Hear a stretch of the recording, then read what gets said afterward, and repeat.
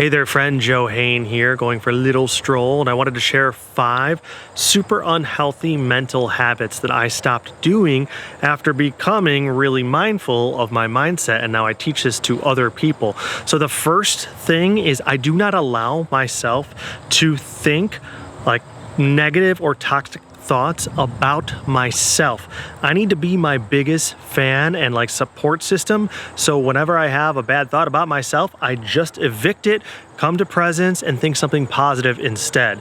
The second thing I do is I don't allow myself to be all caught up judging another person. Instead, I'm compassionate that I know nothing about what they are suffering through, and that suffering is strong enough and forceful enough to drive them into a behavior that's less than. But that's okay.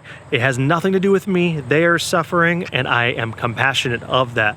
The next thing is I don't allow myself to complain about a person or a situation. I will instead find presence and gratitude in that space because I've trained my perspective to do so, and it's just a nicer, more healthy space to occupy instead of complaining and finding the negative. And the fourth thing I do is I don't allow my mind to pull me into my past experiences and blame me and judge me and have resent about what I could have or should have done differently. Instead, I occupy the space knowing that I was doing the absolute best I could with my mental, emotional, spiritual, and physical resources at the time, and considering the parameters of the circumstance.